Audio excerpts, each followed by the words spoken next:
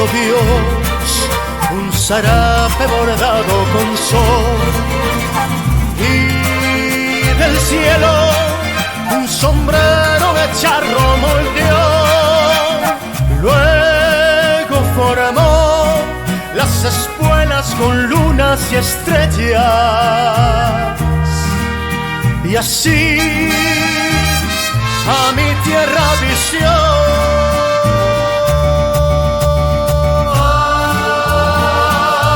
Ay, caray, caray, qué bonita es mi tierra, qué bonita, qué bonita es.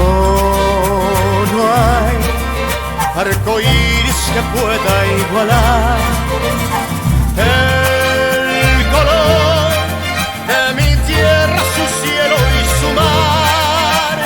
Dios te formó para ser el orgullo del mundo.